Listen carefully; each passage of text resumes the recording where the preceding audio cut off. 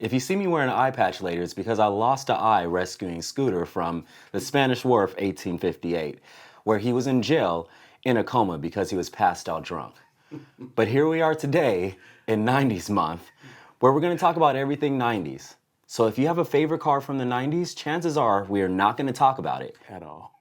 Because we do what? What we want to do. Right here on No Shift.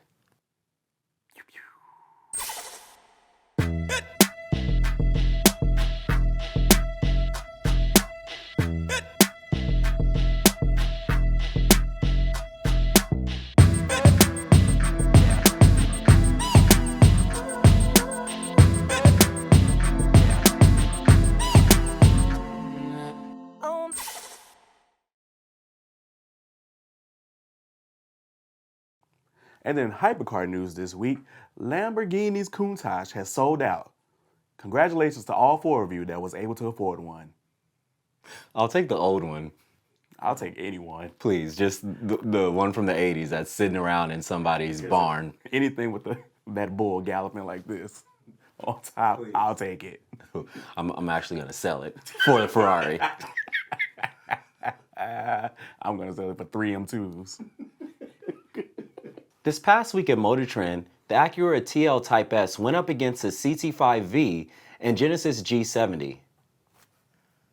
Breaking news, the Acura Type S died this week. Wow, what a moment. Rest in peace to a car no one cared about. In positive news, Acura did give a peek at their new 5-door Acura Integra, slated to come out sometime in who knows when. But I know exactly what I'm going to be putting in that 5th door. Okay, you're so stupid. But if you're horny for confusion, the Acura Integra is already in Japan as a Honda Civic. A man in Atlanta was found dangling off a semi-truck. This just in, it's a part of the new Fast franchise. It's off 85 South, driving Caprices while listening to Lil Baby in Future. I wish I knew where the 85 is, but it sounds like somewhere I never want to go. It's a highway with more traffic than the 405 in Atlanta. Absolutely not. Also, a little tidbit of information for everybody out there. We know you like to learn on this show also. So if you're ever driving anywhere and you're on the highway and the number ends in 5, that means it's going north to south. And if it's an even number, it's going east to west. This has been my contribution to today's show because the rest will be trashed. However, if you're in Los Angeles, that shit goes out the window because the 101 goes east, south, north, and west. So good luck listening to Scooter. Congratulations. You have now confused your grinder date. They don't know where to go. Shit, that distance is just increasing, girl.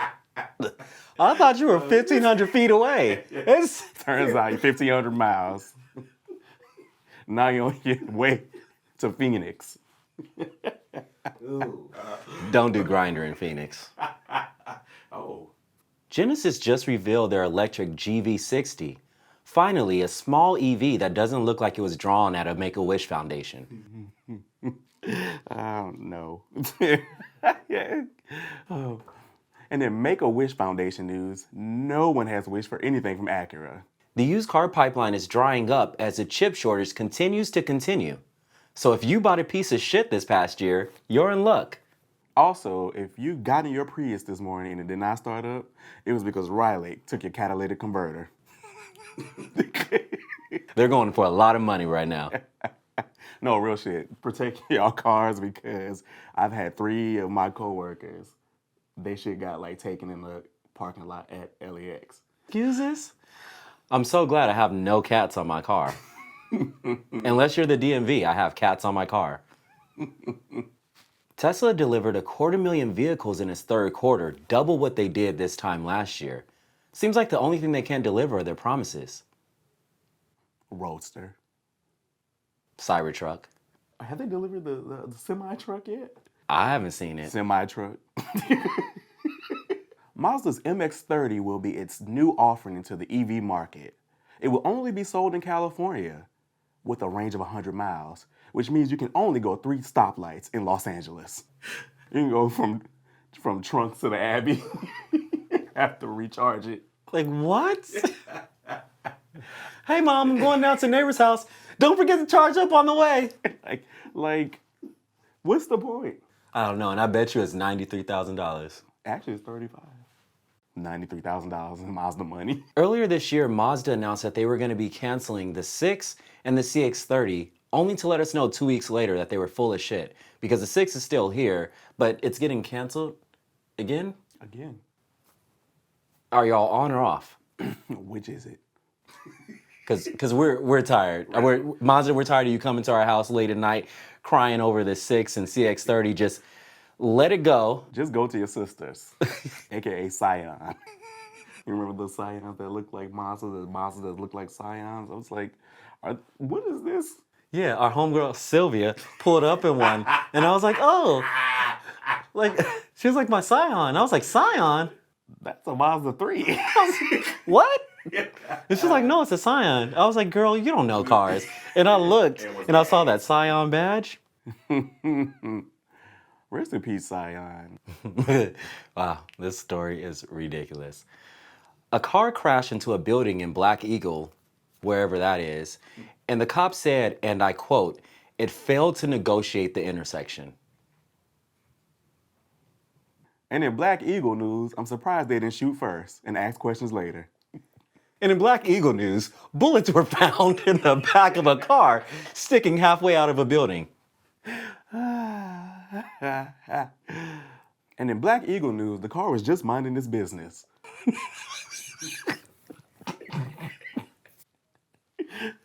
And in Black Eagle news, was the car black? And in Black Eagle news, was the car a Dodge Charger? In Black Eagle news, was there an army base right next to it? And in Black Eagle news, did they get a $25,000 signing bonus? In Black Eagle news, we love our vets. We truly do. We really do. Just not when you get Chargers. Or Camaros. In recent unclassified FBI documents, it was found that Ronald Reagan planted crates and Dodge Challengers in the black community. The Toyota GR86 just got a makeover from Rocket Bunny. Can you let it come out first? But also, I want one. Just kidding, I have a Supra. Just kidding, I want one. But also, I know the upgrades are going to cost more than the car. So therefore, I'm going to get a Supra. That body kit is easily $45,000. The car is $19,000. The Kia Carnival is set to take on the very competitive minivan market. And by market, I mean you, Linda, with your 5 kids, 2 dogs, your cheating husband, and your in-laws that live with you. Congratulations, your husband's gonna leave you in 20 years. And in James Bond news, the Aston Martin is back in the movies, which is a great thing. But you know what's not gonna be ever in a James Bond movie? A woman as James Bond. We love women, like as friends. Yeah, y'all smell nice.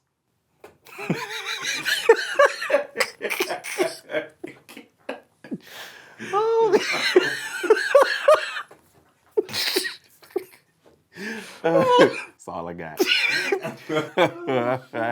Aston Martin is back in the new Bond movie, fully equipped with guns. So now we see why there would never be a black James Bond. I'm so sorry, Idris Elba. You're out on Bond. And in Ford Maverick news, Ford's new baby is coming out soon. So Ford has a lot in common with Kiki Wyatt. According to Car and Driver, the 2021 Honda Ridgeline is going to get more truck-like. This is coming from a car company that makes a truck with front-wheel drive. And it looks like an eraser. Mitsubishi confirms a plug-in hybrid for their new Outlander. You mean Nissan's? Or do you mean an AC unit? You went from an Evolution, one of the best vehicles of all time, to making toasters. The new Jeep Wrangler Rubicon 392 hits 0 to 60 in 4 seconds. To go where? And why does a Jeep Wrangler need 400 something horsepower? Because the Bronco. It's not even stable on the highway. Anytime you go over 60, the whole damn car is shaking. That should be. No shade, Eric.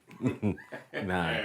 That Jeep Wrangler be looking like a wacky inflatable at high speeds. Why is all this? Where's all this noise coming from? Literally sounds like you're going down the highway in a basket from Ralph's.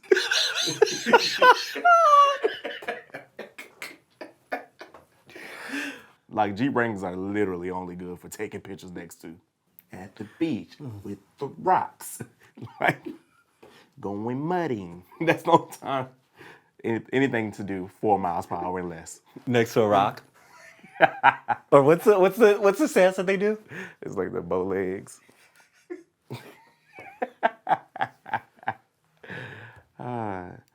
This is a part where I get to be annoying and tell y'all to like our video and subscribe so we could keep sending you more of this fun stuff about cars. Welcome back, guys. This is the month of October, which means it's December, which means it's Mariah Carey season. So everything's gonna fly by. We're so excited. Speaking of flying by, we're going to be flying by in a DeLorean as we go back to the 90s and take a look at some of your favorite cars for the 90s. And by your favorite cars, We mean ours. because everything's been pre-taped already, so can't do a damn thing about it. Can't do nothing about it. We're working with limited time, limited space, and limited funds. So this month, we're going to be doing some fun stuff. Really, we're going to be taking a look at a new segment called, High beams. wow, it's called Dual Clutch. He came up with that one, and just like this last take, It flopped. so on Dual Clutch, we'll be taking a look at some fun rivalries, because what's the point of being a car or a car person if you can't talk about cars or car people? Which actually means you have no idea what you're talking about. That's the fun in it. Absolute fun and chaos. So get ready. That's going to be slated on Tuesdays from here on out until we say, like, hey, it's canceled because it's his idea. And He really wants it to flop. because what's the point of having a co-host if you can't make them look terrible? Okay, Mitch. So we have Dual Clutch, High beams. and that's it. That's all we got. I don't know why we said it like there was more, because we literally don't have enough time, money, or anything else.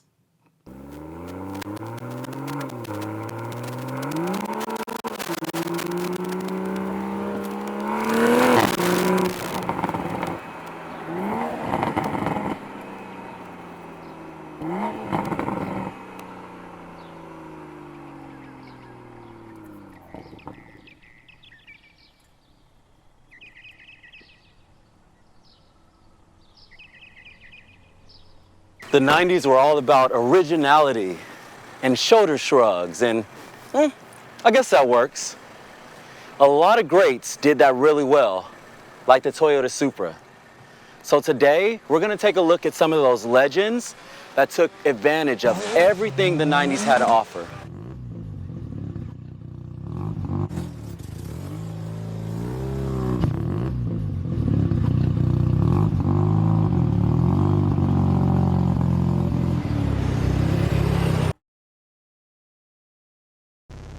Rebirthed in 92, this RX7 labeled the FD slapped everyone in their sleep. Literally no one saw it coming. Again, the year was 92, and you had things like the 3 Series and Prelude and Lexus SC and Eclipse, where each of them were boxy. Sure, the MR2 and NSX were coming with mid-engine heat, but our heartstrings still needed front-engined, rear-wheeled fastbacks. The FD was a bubble-era Japanese sports car.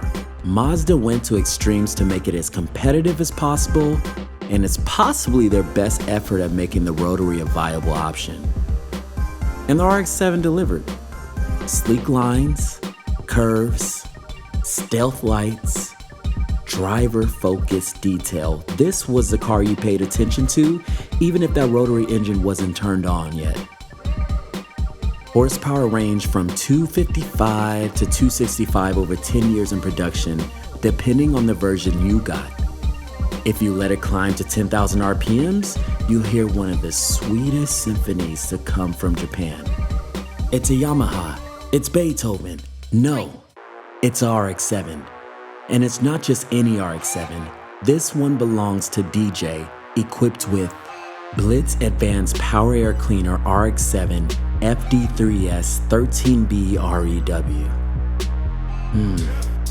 SMIC Greddy intercooler, Turbo Smart blow-off valve supersonic, SAR trigger boost controller, HKS carbon TI high power exhaust, turbo timer, stage 1 active clutch, LED headlights, Öhlins coilover, Yokohama Advan TC4 racing wheels, and gun metallic.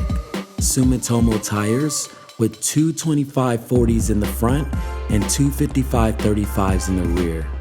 A rebuilt shifter with aluminum shifter bushing, Pioneer head unit, converted back seats to USDM storage, modular ECU from Adaptronic, the 99 spec front bumper, and so much more.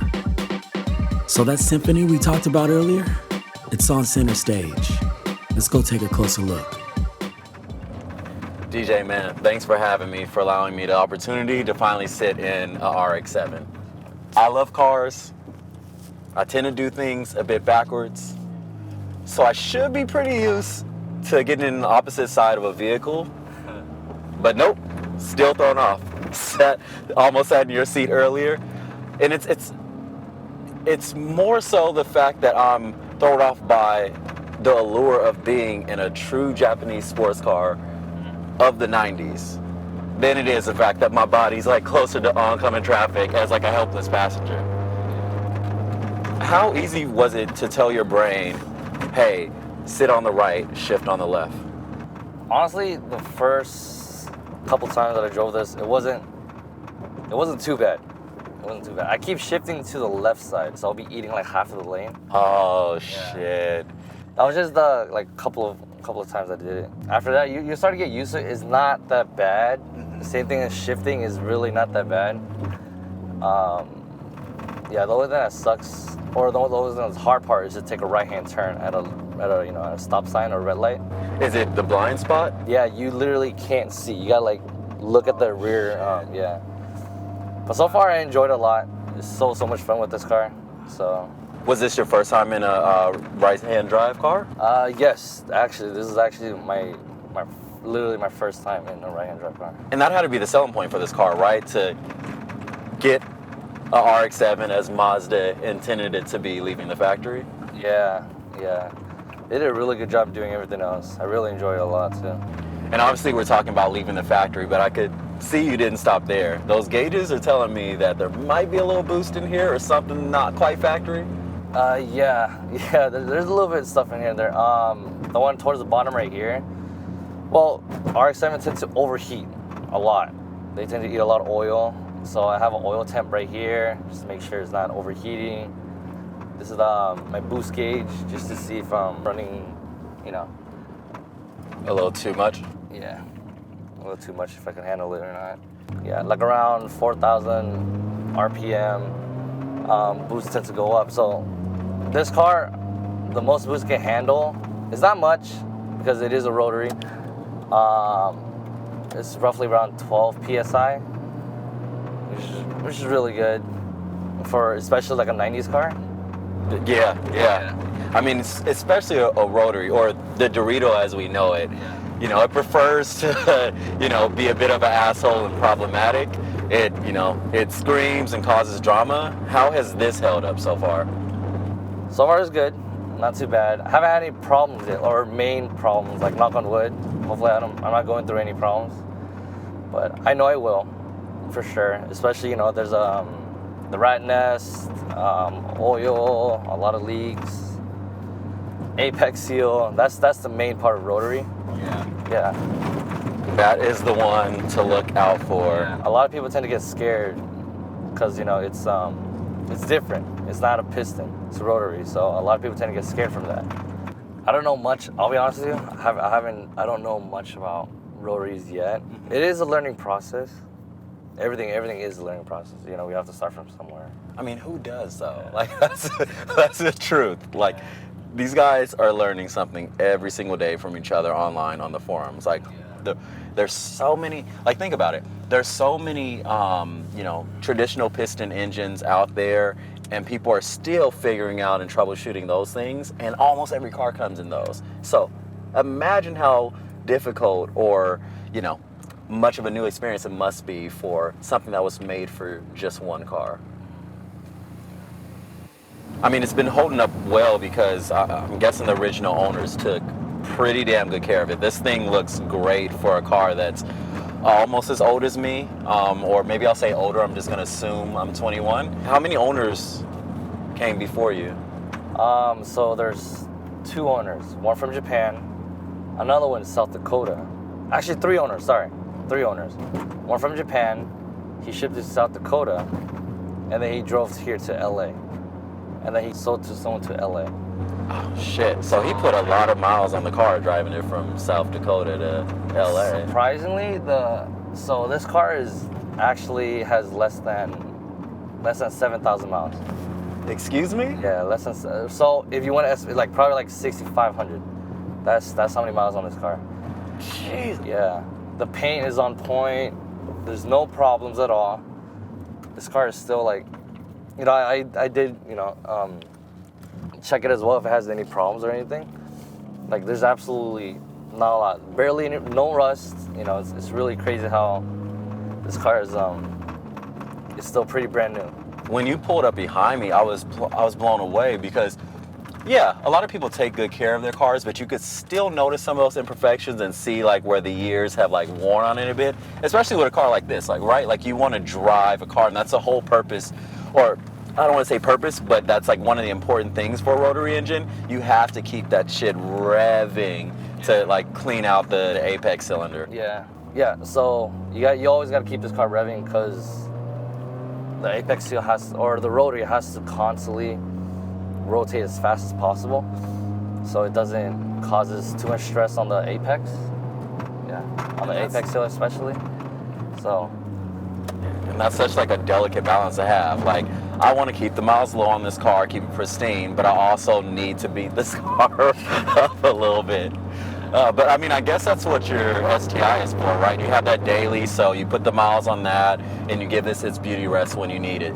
Do you just, you know, cruise around with your cars? Do you take them out to the tracks, push it at all? No, I haven't been into a track yet. I really want to though. I just don't have the time to do so. 'Cause I work like 6 to 7 days a week, you know. Yeah, and that weekend, I do need that weekend to do. I'm still in school, so schools are kind of holding me back too. Right on. What are you going to school for, man? Business administration. Yeah, that's my goal for now. I do want to own my own business one day. Sick. You know what kind of business? Any ideas floating around out there, big or small? I would love to be big, like pretty big ones, but small would be great as well. You know, I don't mind. I just don't want to work for the rest of my life. You know what I mean? That is the goal. Yeah. I want to keep buying cars for the rest of my life. That's what I want to do. It's very much that. Have you named her? I did. Or him? Actually, funny story, cause so this car name is Mazda. Mazda? Love it. So it's a girl. Yeah, it's a girl. Beautiful lady. Yeah. Mazda. Yeah. What happened is my girlfriend kept on. She didn't know the brand Mazda, so she kept on saying Mazda. So ending up, it caught on. I love that. And next thing you know, she's like, when she's talking to her friends, like, oh, like what kind of car does your boyfriend drive? She's like something Mazda or something like that. So ending up, yeah, that's the name of this car. Oh, that's so great. Well, look, now you have a name. You found a home, Mazda, but now you truly have a name. All thanks to DJ's wonderful girlfriend. So the STI is an all-wheel drive beast, and Mazda is a rear-wheel drive thing with near perfect, as I would say, weight distribution. How do you, I have my preference personally. How do you feel they differ? My SI is fast. There's no problem with that. All-wheel drive tends to have a lot of traction. However, rear-wheel drive is a little, you can feel more pull, if that makes sense. Yeah. If I do have to choose one, I would probably choose all-wheel drive personally. I like it a lot. It was so much fun to drive. What do you love so much about all-wheel drive? Because I think it means something different to each person. Yeah, I don't know. It's just the feeling when you drive. The way the way it handles and turns and everything, the way it handles pulls. You're just in there. You know what I mean? You're just on the floor. Planted. Yeah, planted. Yeah. So, when I drive cars, like I love to go to tracks, canyons, like I like to push a car. And so for me, I've always said that all-wheel drive, you basically have traction until you don't. And that's a scary thing because it's false confidence. You think like, oh, I got this, and the next thing you know, you don't. Whereas rear-wheel drive, that back end gets a little happy. It lets you know like, hey, girl, like you're doing a little too much. You might have to step back a bit. How do you feel the rear-wheel drive has been able to handle what you're putting down in this car with the lightweight? Just in terms of the power, like is it able to absorb? Oh yeah, of course. It absorbs a lot, for sure. But so far, I haven't done major mods into this car yet, so it doesn't have a big effect. What mods have you done so far? So far, not too much. There's Blitz intake, Greta intercooler, Sorrow boost control. That's pretty much it. That's the main part. That's the main part of my car. But it's not too much because I don't tend to do much yet because it is pretty low miles, you know what I mean, on this car. So I do want to enjoy it for a little bit before I do go big, you know, like a single turbo or, you know, bigger intercooler, you know. Were those mods that you chose for the car, or did you buy it like that from the previous owner? Well, it was some of them was already like that. Some of them was already like that. The intercooler was already there. The Blitz intake, I had that from a friend. Oh, yeah, a friend had that, so he was like, yeah, just run it, you know, because it helps a lot with your, you know, with your car and everything. Well, thank you, friend, because it sounds amazing. Good job. What's typically like the first mod you want to throw on a car when you get it? Like, what's your go-to when you're like, hey, I'm gonna modify this thing? Everybody loves intake, exhaust. That's the main two. I do the same thing too. I love hearing the sound of the car. Who doesn't? You know, everybody loves hearing the sound of the car. For this car especially, it's a little, you know, it is in the 90s. The shifter is really old. It's not fun. It's really wobbly. So I did change the bushing onto aluminum, which feels so much nicer now. Oh my God. Yeah. The grab on that is it's just more firm. Would you consider a short shifter, or is it throw long enough or short enough for you? I haven't driven one before, like any of the short shifters. I haven't been in one before, but I would really love to do it for this car because it's pretty wide, or it's pretty big. One of my good friends, he gets a car every other year. He likes to try out these cars, and when the FRS came out, he had a short shifter on there. Either he had that installed, I don't believe he did, or it was just the one that came from the factory. But I was having the hardest time finding the breaking point because the throws were so damn short. Yeah. Like, I kept struggling in between gears. I was like, this is too much for me. So that was like my one experience with a short shifter, and I was like, can't do it. You guys have fun. So I found like a good balance of like decent throws. I personally love BMW shifters, Honda shifters, and Porsche. Their shift gates have felt the best. I've heard great things about Ferrari, but I haven't been able to drive a Ferrari yet. But yeah, I think like I like something that's in that medium range. I don't like anything that's too long, like the old cars where it takes forever to throw it up and throw it back. And then I don't want something where it's like, all right, I have to like toggle it like a little video game. Do you feel the need for more? I don't want to say need for speed because they might try and sue, but do you think this car reached its potential? It is RX7. You know, it already reaches my potential since I bought the car. But it's not. Who doesn't like buying old cars and then, you know, fix it up and everything? Of course, I have a lot of plans for this car, but I'm not in a rush. I do want to enjoy what it has right now, see what it feels like. So far, it's been good. If for my future mods, if I do want to do anything else with this one, I really want to do single turbo. That would be so much fun doing single turbo, big ones, big single turbos, a bigger intercooler. I can only imagine how that's gonna sound because it sounds great right now. So more spool. More spool, yeah. I'm ready for it. Yeah. And you said like it's already reached its potential, like just being an RX-7, you having one. But is there anything that you would change from the factory to make it the perfect car as it left that floor? I actually like the way it is. Everything the way it is already perfect to me. But for some reason, the doors can't shut all the way. When it comes out from a factory, of course it works perfectly fine. But like down the road, like you really gotta slam it for some reason.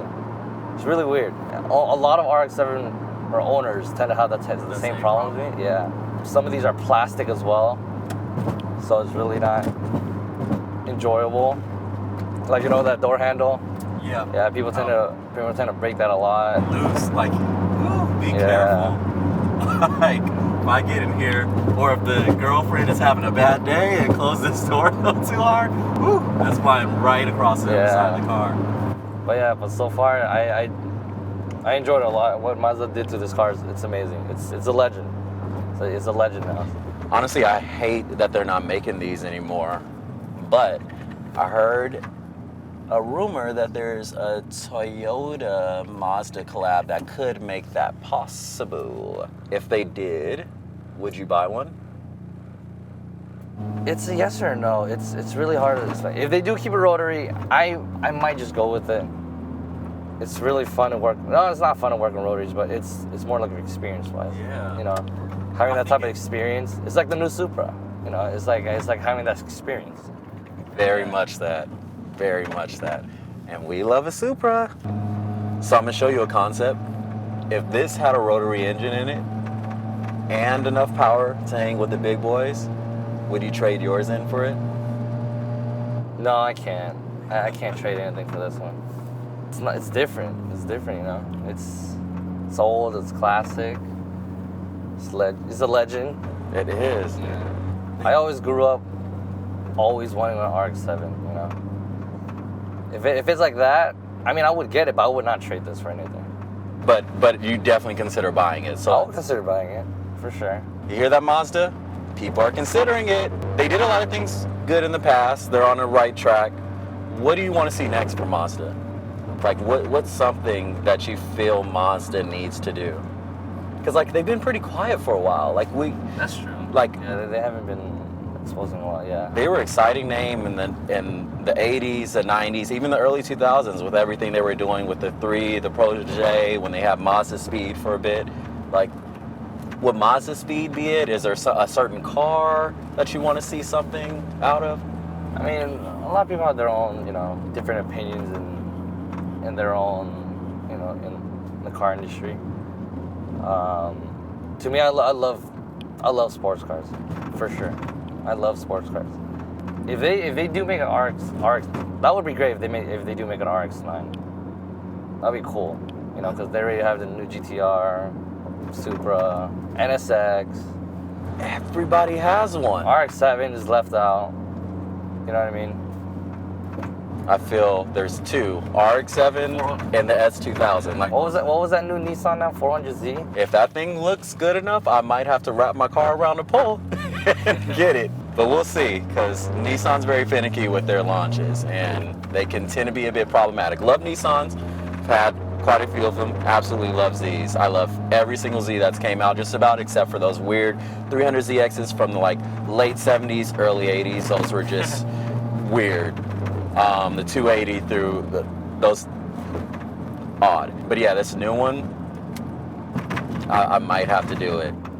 Personally, I want the RX-9, but for now, and probably forever, we're gonna have to settle for the exquisiteness that is the RX-7, done so well by DJ. Thanks, my man. No, thank you. Appreciate it. DJ is all but 21 years old and he's already landed a car that many of us dreamt of 21 years ago. Such a fun road ahead of him and we're excited to see wherever he goes.